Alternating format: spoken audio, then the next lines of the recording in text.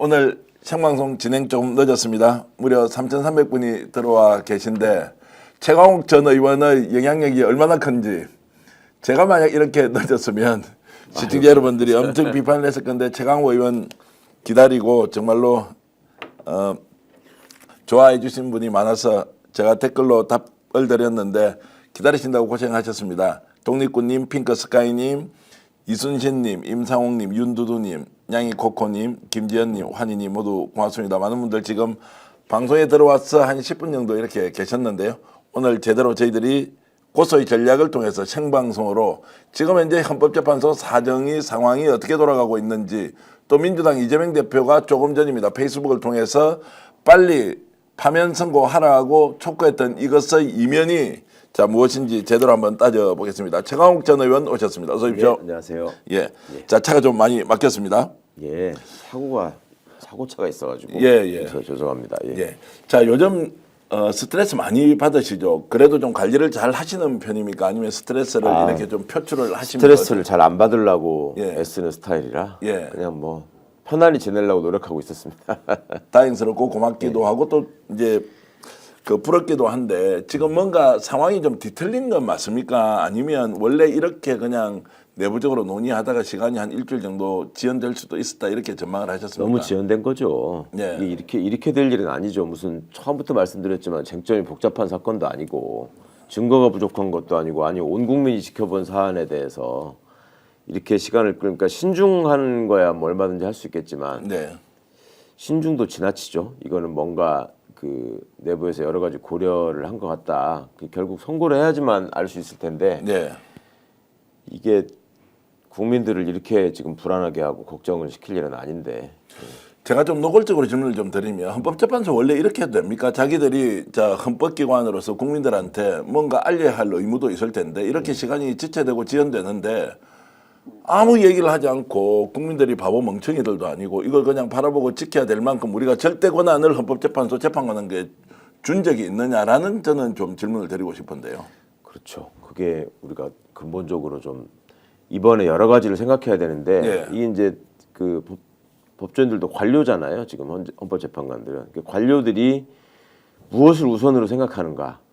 그러니까 자기들의 입장이 우선인가, 국민들을 위한 본인들의 봉사자로서의 자세가 우선인가 이런 점들이 이번처럼 이렇게 극명하게 드러날 때가 없는데 모든 기관들이 지금 처음에 내란 사태 벌어지기 초반부터 최근에 이제 법원, 검찰, 헌재의 태도까지 내 입장만 중요하고 국민들이 궁금해하거나 불안해하는 거는 뭐 부차적인 문제다 이렇게 생각하지 않는 한 지금 이렇게 시간을 끄는 게 올바른 일이 아니죠. 법률가의 관점에서 보면 진짜 쟁점이 절차적 하자가 있어서 이거 제대로 따져봐야 된다. 그렇지 않으면 후폭풍이 너무 거칠 거니까 이번에 제대로 따져보는데 일주일, 이주일 그냥 따져보자. 이거는 법률가의 위치에서 보면 맞는 말입니까? 말이 안 돼. 소리죠. 무슨 절차 따지는 게 한 번 평의하면 끝날 일이지. 그리고 절차를 따질 만한 것도 없어요. 지금 나오는 얘기가 무슨 절차를 어떻게 따집니까? 국회 탄핵소추 과정에서 무슨 문제가 있었다거나 아니면 의결 정족수에 문제가 있었다거나 아니면 지금 이 사람들 국힘 일각에서 얘기하는 것처럼 무슨 내란죄가 빠졌기 때문에 심판 범위가 달라져서 이거를 각하해야 된다는 식의 얘기 뭐 이런 얘기들이 다 기존의 헌법재판소의 판례나 법으로 다 해소될 수 있는 문제인데 저는 그거는 좀 말이 안 되는 것 같고 유일하게 제가 그나마 논리적으로 그거라면 그럴 수도 있겠다라고 생각하는 거는 한덕수 총리 탄핵이랑 같이 연계해가지고 함께 지금 선고를 하려고 한다. 뭐 그게 아니면은 도대체 저는 납득이 안 가는 지연이에요. 자, 그러면 한덕수 총리와 관련된 것이라고 보면 두 개를 같이 선고하든 아니면 순차적으로 하든 그것도 내용은 다 어떻게 이제 인용이다 기각이다 결정되어 있다는 거 아닙니까? 그렇죠. 그러면 그걸 같이 하나 뭐 예를 들어서 뭐 달리 하나 이거는 앉아서 그냥 한두 시간 회의하면 어떻게 할래라고 결정하는 것 아닙니까? 이게 그렇죠. 며칠씩 가야 되는 쟁점 사안은 아니지 않습니까? 그러니까 그나마 시간이 가는 이유가 8대0을 만들기 위해서 가급적 만장일치로 가자. 중요한 사안이니까. 그럴 때 한 사람이 아니 나는 뭐 끝까지 좀 생각해 봐야 될 게 있다. 이렇게 하면 이제 지연되는 게 있잖아요. 예를 들면 전에 이게 적절한 이게 재판과는 좀 다른 상황입니다만은 예전에 검찰개혁 법안을 통과시킬 때 그러니까 20대 국회 막판에 그 아시죠? 패스트트랙 네, 사건에서 그 지금 이제 감금 사건 돼가지고 소위 나경원 빠루 사건이 난 게 그때 아닙니까? 최이배 의원 감금하고 네, 막 예. 이랬을 때 그때 그 국민의당이 있었죠 그때 바른미래당. 네. 바른미래당이 무슨 이렇게 캐스팅 보트처럼 역할을 하고 있었다고요. 그때 권은희 의원이 다 합의가 돼가지고 이제 통과시킵시다라고 하면은 아니 하나 더 네. 이렇게 해가지고 이제 계속 지연됐던 적이 있었거든요. 그때하고 지금 비슷한 상황이 아니면 네. 이렇게 지금 2주씩 늘어지는 게 도대체 지금 이해가 안 가는. 자, 그래서 바깥에서 이제 나오는 이야기는 자, 5대3 아니냐, 뭐 이제 이런 이야기 하면서 확실하게 내가 정보를 들었는데 또는 확인했는데 이러면서 이제 극우 진영을 중심으로 예. 5대3이어서 오늘 박찬대 원내대표가 자, 마은혁 재판관 임명하라 아니면 당신 최상목 탄핵이야라고 이렇게 나오는 것도 불안해서 그런 거 아니냐라고 이제 보는 견해가 있습니다. 이 부분은 어떻게 보십니까? 마은혁 재판관 임명하는 거야. 예. 당연히 해야 될 헌법적 의무인 것이고 네. 민주당의 입장에서는 그 내부 사정을 속속들이 지금 알 수도 없고 알아서도 안 되는 일이잖아요. 그러니까 어떤 작은 불안 요소라도 없애자라는 차원에서 얘기를 하는 것 같은데 그 아무리 무도한 법률가라고 하더라도 이 사건의 그 중대성이나 이 사건의 파면 그 탄핵 기각에 올 폭풍이나 이런 것들을 생각하지 않을 수가 없기 때문에 네. 5대3이다 무슨 4대4다라는 얘기도 있고 무슨 또 요즘은 이제 각하 쪽으로 또 밀더라고요. 네. 근데 그런 거는 저는 뭐 별로 그렇게 귀담아 듣지 않으셔도 될 얘기인 것 같다 생각합니다. 제가 이제 언론사 정보보고에 올라온 내용 뭐 오늘 오전에 봤던 것 하나 소개를 하면 대통령실도 사실상 탄핵이 결정되었다. 예. 8대0으로 인지하고 있고 그리고 뭐 당사자는 내가 떠나더라도 하여튼 나라 잘 살려달라라고 당부 인사까지 했다는 이런 정보보고가 올라오더라고요. 안에 있는 사람들이 이미 다 나갈 생각하면서 직장 알아본 지가 오래됐고요. 예. 그리고 그냥 나가버린 사람들도 있다고 하던데. 네. 예. 자, 그래서 이제 그런 정보보고 그리고 지금 국민의힘 이제 차기 대권 주자들의 움직임도 굉장히 빨라진다는 것은 이걸 이제 기정사실로 받아들이고 있는 그럼요. 분위기인데 예. 왜 그러면 헌법재판소 안에서 이렇게 시간 끌기를 하고 있느냐? 이제 이름을 저는 뭐 실명으로 처음 공개하는데 혹시라도 김복형 재판관이 뭔가 수가 틀려서 이거 나 동의 못하겠다라고 하는 것은 아니냐라는 이제 문제 제기 또는 그런 이야기가 지난 주 후반부터 본격적으로 나왔습니다. 또 아니라는 얘기도 있고요. 네. 이거는 어떻게 보십니까? 그러니까 그 내부 사정을 우리가 뭐 정확히 알 수가 없으니까. 근데 그간의 어떤 그 재판관들의 캐릭터를 볼 때 이게 이렇게 끌게 되는 거는 누군가가 하나 무슨 꼬투리를 가지고 얘기를 집요하게 하고 있는 것 같은데 그렇다면 가능한 사람이 조한창 재판관하고 김복형 재판관 아니냐. 네. 뭐 그런 식의 그냥 추측 정도였던 것이고 그렇게 했던 이유가 이제 저들이 생각하는 소위 4명이 윤석열 쪽에 설 것이다라고 생각되는 될 만한 사람이 정형식, 김영두, 조한창, 김복형이란 말이에요. 그런데 정형식, 김영두 재판관은 이미 재판이 진행되는 과정에서 여러 가지 얘기를 하면서 본인의 어떤 관점이나 판단을 드러냈어요. 그러니까 그런 상황에서 본인들이 한 말을 뒤집고 이거를 뭐 각하 내지 기각의 편에 서기에는 되게 어려울 것이다. 그렇게 질문하지 않았다. 내용 파악을 확실하게 하고 있는 것 같았다. 이게 이제 법조인들의 판단이었고 그렇다면 조한창, 김복형 두 사람인데 그중에 조금 더 뭐랄까 사소한 꼬투리를 가지고 문제를 삼을 수 있는 가능성이 높은 사람은 그래도 김복형 재판관이 좀 더 높지 않냐. 네. 뭐 이런 정도의 추측이지 실제로 그 안에서 평의 과정에서 무슨 얘기가 있고 어떻게 이루어졌는지를 아는 사람은 재판관들밖에 없기 때문에 진짜 추측이죠 다.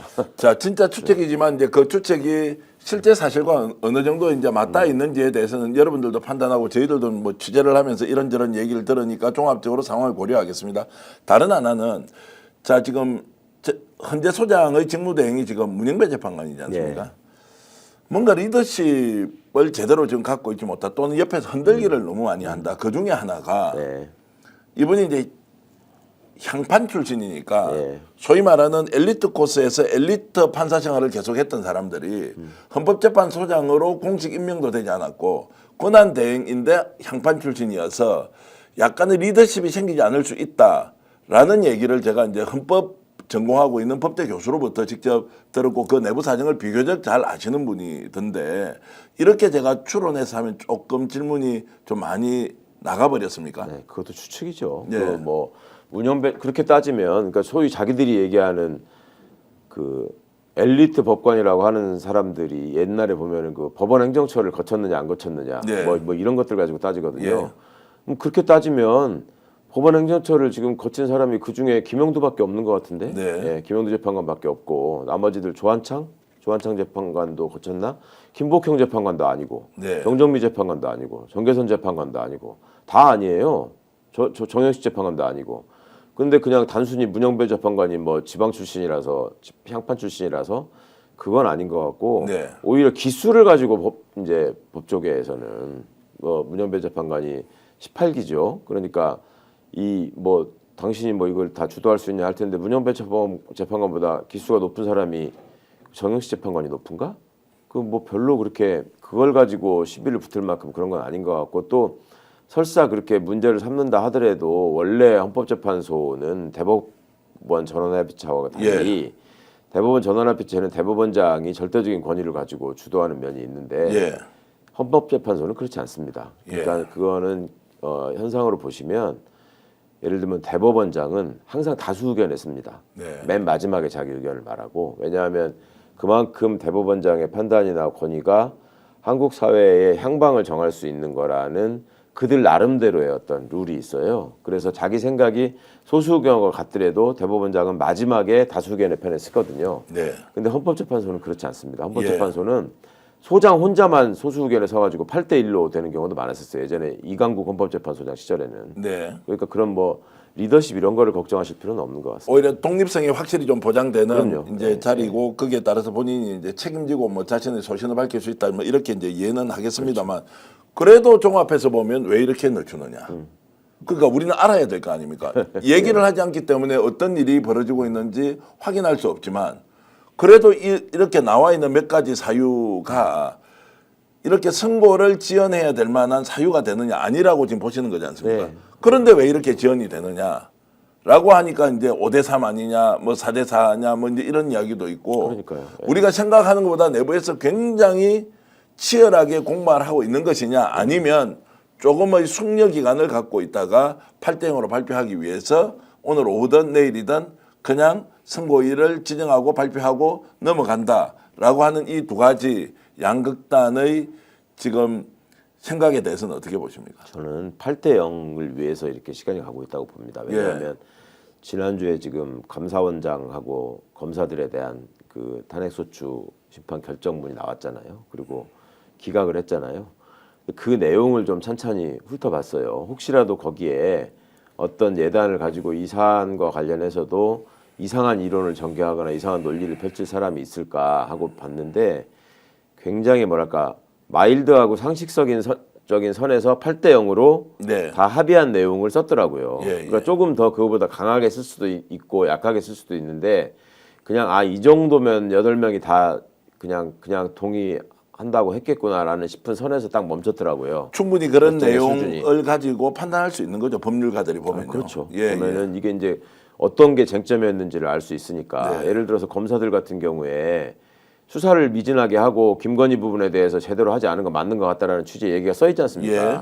근데 그거를 전제해서 헌법재판소가 더 쓸 얘기가 있을 수 있기도 하고 아예 김건희 얘기는 뺄 수도 있는 거잖아요. 네. 그런데 그 얘기를 적시하면서 증거가 없다 이렇게 갈 수밖에 없었던 상황에 대해서 8명이 다 동의를 한 건데 그러면 그런 걸 가지고 내부의 지금 평의 과정이나 헌법재판관들의 어떤 논쟁의 수준 같은 거를 예측할 수 있는데 지금 윤석열 건 같은 경우에 이견을 제시하면서 그 이견을 가지고 끝까지 밀어붙여서 뭔가 이 결론을 엎으려고 하거나 아니면 이거를 최대한 지연시키려고 하는 식의 그런 모습을 보이기는 어려울 것 같다라고 대체적으로 법조인들이 다 생각을 했었고요. 예.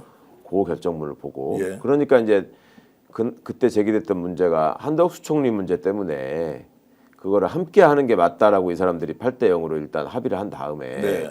한덕수 건이 자꾸 지금 뭔가 이렇게 덜컥거리는 거 아니냐. 그것도 쟁점으로 굳이 생각을 하자면 한덕수는 이제 3명의 헌법재판관을 다 임명을 안 하고 있었잖아요. 그러니까 네. 그 문제와 관련해서 최상목 대행은 마은혁 1명만 임명 안 한 거 가지고도 그게 위헌이라는 결정을 헌재가 했는데, 그러면 3사람 임명 안 한 거는 당연히 위헌이 돼야 되는데, 그러면 그걸 위헌이라고 전제하고 이거는 중대한 사유가 아니라서 파면 안 해도 된다라고 과연 쓸 수 있을까?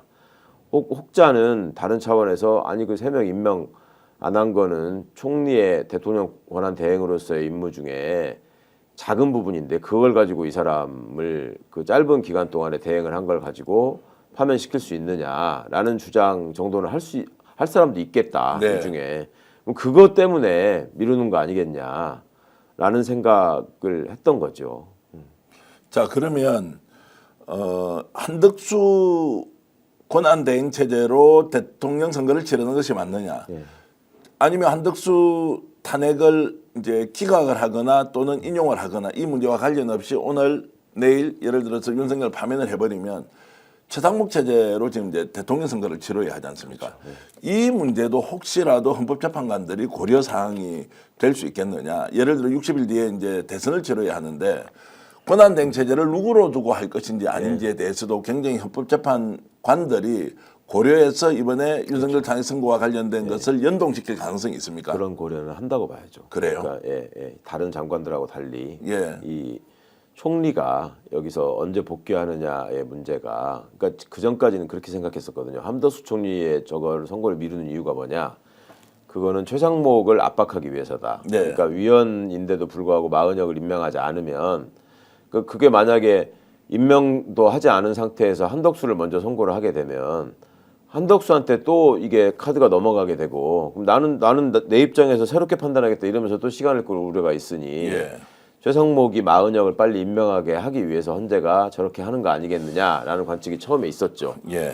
근데 그렇게 그런 관측이 나오고 지금 최근에 한덕수랑 같이 선고하려고 저러는 거 아니냐라는 관측이 나오는 게 모두가 다 권한대행을 누구로 해가지고 대선을 치를 것이냐라는 네. 문제에 대해서 생각을 할 거라는 전제로 얘기를 했던 것이고, 헌법재판소 정도 되고 또 대법원 정도 되고 하면은 그런 고려는 합니다. 근데 예.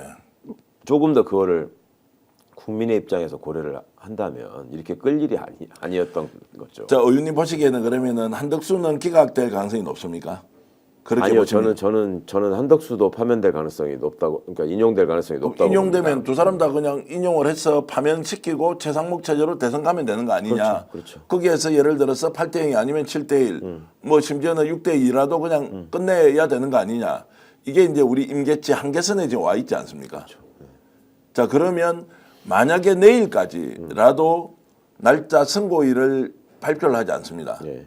그러면은 어떤 일이 벌어집니까? 자, 당장 야당은 그럼 민주당을 중심으로 야당은 어떻게 해야 되며, 그리고 지금 거리에 나가서 정말로 밤잠을 자지 못하고 거의 뭐 노령제 상태에 지금 빠져 있는 국민들은 또 어떻게 해야 하느냐, 이런 질문을 좀 던져보겠습니다. 일단 하지 않는다는 전제로. 생각하지 않고 싶은데 예. 그렇게 되면 뭐 헌법재판소에 빠른 선고를 최대한 압박하는 수밖에 없겠죠. 예, 예. 가서 뭐 이제 아직도 고생스럽긴 합니다만 헌재가 지금 얼른 선고 날짜를 정해라, 국가기관으로서의 책임을 다해라 하는 거를 좀 더 명확하게 촉구를 해야 될 것 같고, 그리고 지금 이제 이런 파면을 기다리면서 미뤄뒀던 일들이 있잖아요. 뭐 저 최상목 탄핵 문제라거나 심우정 탄핵 문제라거나 뭐 이런 문제를 이제 더 이상 뭐 미뤄둘 이유가 없어지는 거 아닌가 싶습니다.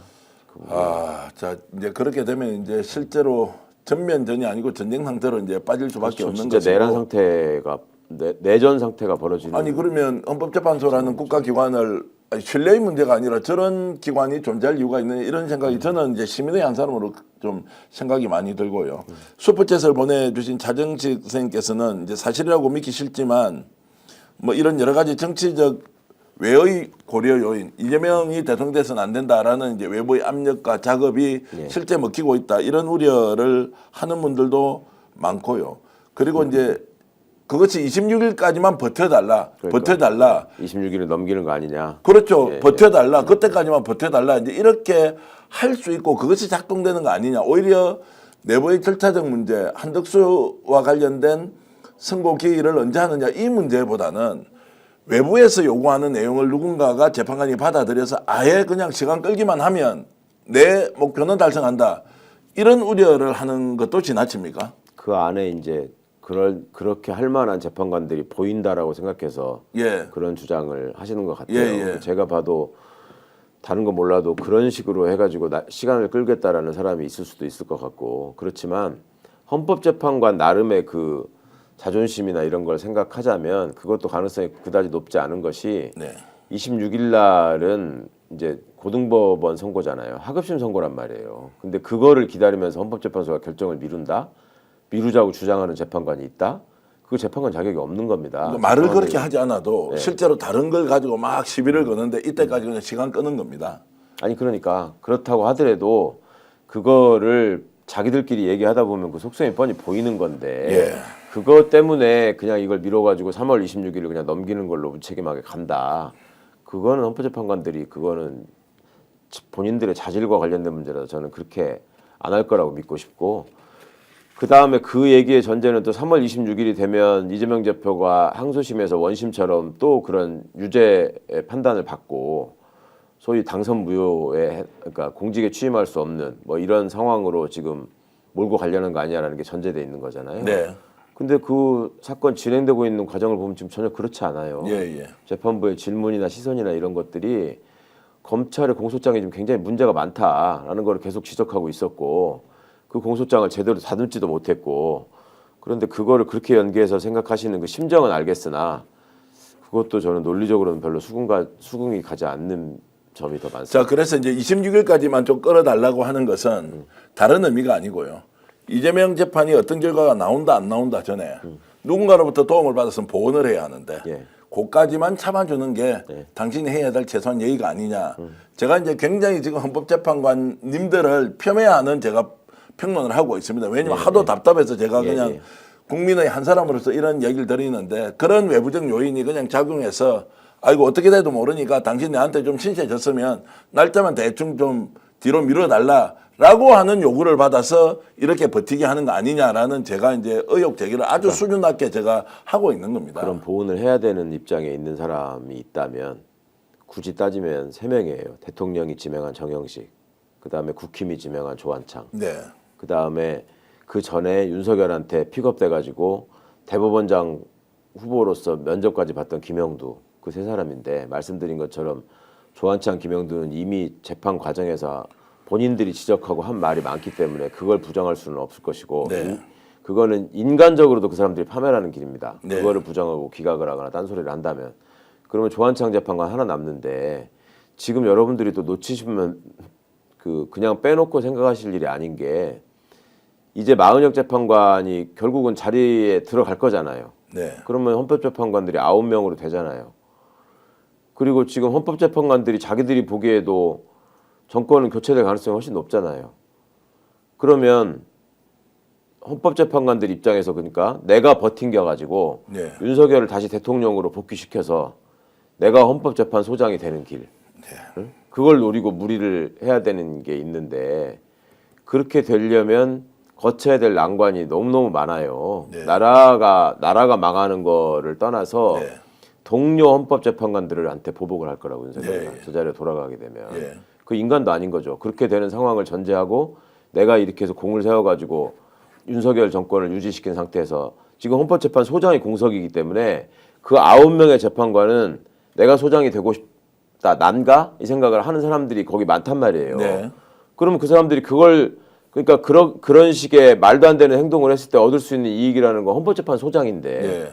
그리고 앞으로 향후에 자기한테 주어질 수 있는 어떤 선물이랄까 당근이랄까 헌법재판 소장인데 그걸 위해서 철저하게 사리사욕에 의해서 움직인다고 하더라도 지금 이거를 지연시키고 뭐 꼼수를 써가지고 각하시키고 하는 걸 통해서 윤석열을 복귀시켜서 내가 헌법재판 소장 되는 것과 이 문제에 대해서 상식적이고 합리적인 판단을 통해서 국민들로 하여금 결정적으로 민주당으로 하여금 헌법재판소장은 국회가 동의를 해야지만 될 수 있단 말입니다. 네. 동의를 받을 수 있는 위치에 갈 수 있느냐. 이거는 바보가 아니면 후자를 선택할 가능성이 훨씬 높아요. 네, 예. 앞으로 여러 가지를 고려해 볼 때.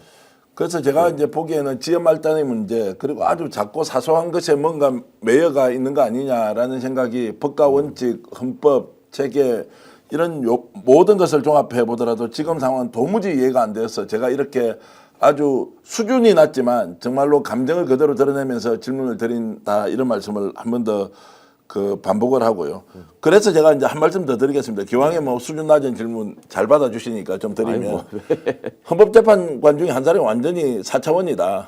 뭐 이런저런 거 아예 먹히지 않는 평소에 그냥 살아왔던 성품이나 스타일을 보면 충분히 그러고도 남는다라고 하는 이야기까지 있어서 이제 제가 참 그런 사람이 있는 거는 알고는 계시죠. 누구한테 그렇게 말씀하시는지 알겠어요. 뭐 그걸 이제 개인의 뭐 성정과 성향을 이렇게 비판할 수는 없는 것이고 그런 이야기까지 바깥에서 하도 답답하니까 오히려 헌법 학자들 중에서 분석하는 대학 교수가 있더라 이 정도 말씀만 드리겠습니다. 자, 그래서 다시 돌아와서 이런저런 모든 상황을 감안했을 때 오늘이나 내일 선고기일은 발표할 것 같죠. 네. 그리고 이번 주 금요일 날 선고하고. 빠르면 목요일 날 선고하고 모든 것이 끝이 난다. 이렇게 보시는 거죠. 그렇게 보는 게 가장 그래도 합리적이죠. 합리적이고 오늘 이재명 민주당 대표가 페이스북을 통해서 빨리 선고하라고 촉구한 것도 대충 예견을 했다 또는 이제 더 이상 미룰 수 없을 것이다. 미룰 수는 없다. 미루어서도 안 된다라는 경고의 의미도 담겨 있다고 봐야 되겠죠. 충분히 그렇다고 봅니다. 이재명 대표 이거에 대해서 구체적인 언급을 한 게 지금 처음이잖아요.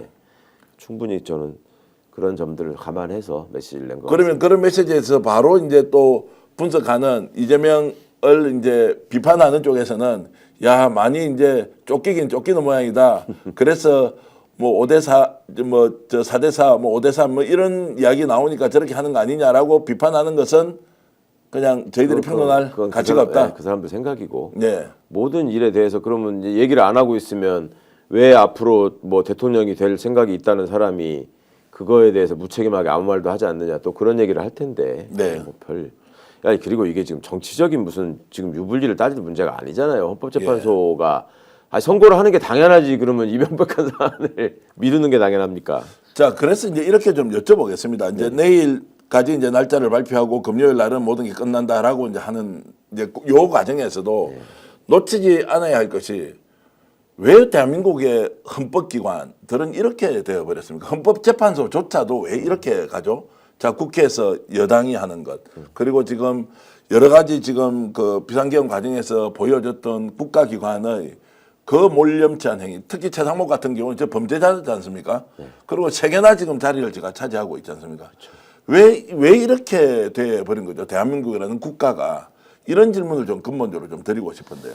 그 상식이 무너지는 거를 지금 온 국민이 보고 계시기 때문에 더 괴로우신 거죠. 그리고 상식 플러스 그래도 저자들이 최소한의 어떤 금도는 지킬 것이다. 그래도 우리가 나름 엘리트라고 인정해줬던 사람들인데 이제 이런 것 때문에 훨씬 더 힘드신 것 같아요. 그러니까 더 불안해지고 저것들은 원칙도 없고 법도 없고 상식도 없고 그냥 아무 일이든 다 저지르는 집단이구나 이런 생각을 하시게 된 건데 한국 현대사의 어떤 잠재해 있던 그 암덩어리들이 그대로 다 표출되고 있는 거라고 봅니다. 그러니까 그간에 한국 사회를 지배해왔던 출세주의, 능력주의라는 말로 교묘하게 포장을 하지만 결과만을 중시하는 출세주의가 되게 지배하는 사회였고 그리고 이 사람들한테 자신의 어떤 안위나 그러니까 절대자 권력을 가진 사람을 하나 상정해 놓고 그 주변에 기생하면서 내가 귀족으로 살면서 국민들을 개돼지 취급하는 삶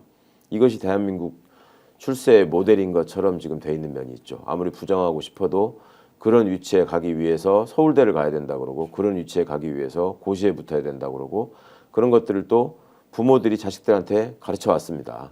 그러니까 그런 위치나 그런 과정을 통해서 길러져 온 그 가짜 엘리트들이 세상을 어떻게 망가뜨릴 수 있는가를 우리가 보고 있는 것이고 이 사람들은 오로지 지금 내 죄를 어떻게 하면 감추고 내가 살까 하는 점에 대해서만 집중을 하고 있기 때문에 국민들의 불안이나 나라의 장래나 이런 것들이 지금 다 후순위로 밀리고 있다는 거. 이런 이기적인 출세주의자들을 양산한 게 결국 우리 사회의 병폐이자 인정할 수밖에 없는 암덩어리였다라는 걸 이제 자각하는 과정이죠. 뭐. 자, 원래 그랬던 집단과 개인이었습니까? 아니면 윤석열 통해서 줄을 서려고 살려고 하다 보니까 줄을 서서 이렇게 자기가 바뀌어버린 겁니까? 아니면 원래 속성이 그런 원래 거죠? 그런 속성이 그런데 그걸 잘 감추고 드러낼 기회가 없었죠. 그러니까 예. 왜냐하면 이렇게 21세기 대명천지에 친위 쿠데타라는 이런 황당한 상황이 벌어질 거라고 누구도 예상을 안 했기 때문에 네.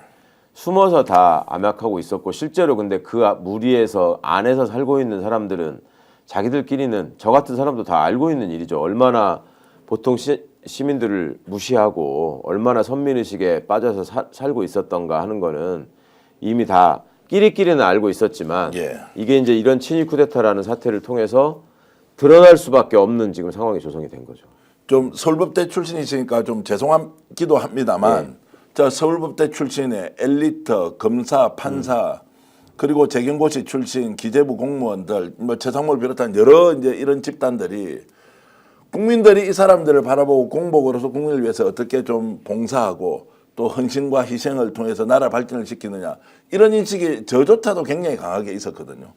이번에 보니까 와 이들이 국민을 상대로 전쟁을 하는구나. 네. 자기들만 살면 되니까 어떤 법의 요소를 가져와서 자기는 마치 문제가 없는 것처럼 뻔뻔하게 얘기를 하면서도 사과도 하지 않아요. 네. 야당 책임 다 돌려요. 그렇죠. 거기다가 심지어는 국민 책임 돌리면서 네. 비판하는 사람을 마치 이런 사안의 핵심 책임자인 것처럼 몰고 가는 이제 이런 그 태도, 파렴치함 이거는 제가 수용을 할 수가 없습니다. 그렇죠. 어떻습니까? 서울법대 출신이고 뭐 주위에 굉장히 많은 법률가들이 있지 않습니까? 네, 네. 어떻습니까? 지금 이런 부분들이 지금 이제 이 상황을 이렇게 지켜보시는 분들한테 가장 설득력 있는 얘기가 예, 예전에 호의호식하던 소위 양반 가문들이 왜 친일파로 그렇게 신속하게 변신해가지고 나라를 팔아먹는데 앞장섰는지 지금 생중계로 보고 있는 것 같다. 예. 딱 그런 상황이죠. 예. 그러니까 애초에 우리가 어떤 그 사회의 맑은 기운 이거를 지금 바로잡았던 경험이 없고요. 그냥 그 우리 사회가 급속 성장을 하는 과정에서 어떤 자리를 차지하고 어떤 위치에서 어떤 거래를 하느냐에 따라서 재력까지 권력은 물론이고 재력까지 결정되는 그런 시대를 우리가 오랫동안 살아왔고요. 그 불멸의 신성가족이라는 책이 있습니다. 불멸의 신성가족. 이게 김두식 교수가 쓴 책의 제목인데 이분이 고대법대 출신이고 검사를 거쳐서 지금 법학 교수를 하고 있죠. 그 붙인 제목이 불멸의 신성가족이에요. 네. 자기들끼리는 홀리 패밀리라고 서로 생각하고 끼리끼리 굉장한 자부심을 주고받으면서 그 안에서 살아간다.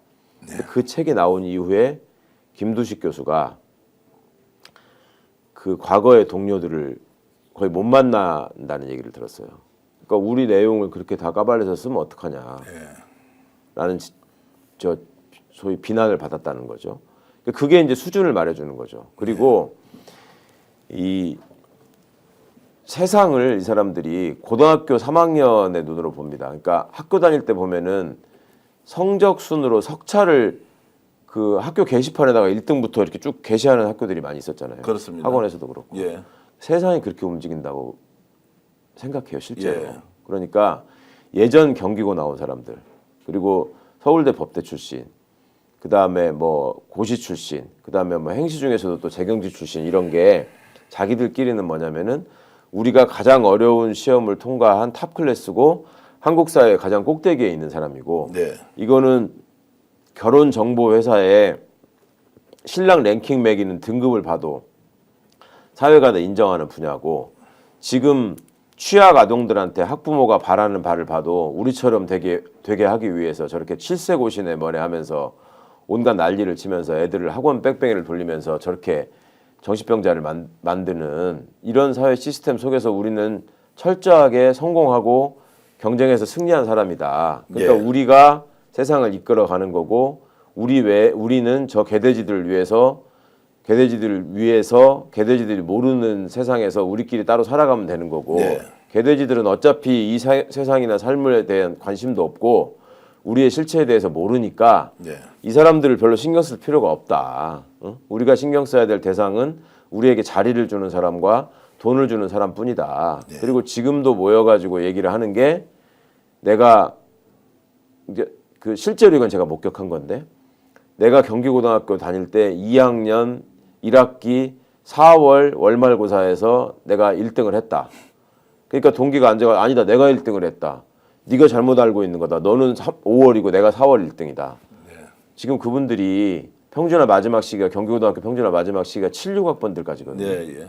나이가 지금 70 가까이 됐어요. 56년생이죠. 예. 지금도 모여가지고 그 얘기합니다. 예. 앉으면.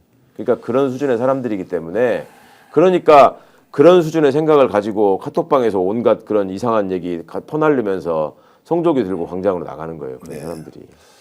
시청자 여러분 많이 힘드시지만 저는 정하고 의원과 함께 말씀 나누면서 이런 생각이 들었습니다. 정말로 민주화 운동이 지금 필요하다. 국민이 주인되는 나라를 만드는 것은 결국 우리 민초들이 할 수밖에 없다 이런 생각을 했고요. 이 사람들이 국민을 개돼지로 생각하지 않습니까? 그러면은 우리는 악마와 괴물을 몰아내고 저는 그럼요. 개돼지의 나라를 우리가 만들어야 한다. 개돼지의 정서와 개돼지의 생각 그리고 개돼지를 더 잘 받들 수 있는 사람을 우리의 대리인으로 정치 지도자로 만들어야 한다.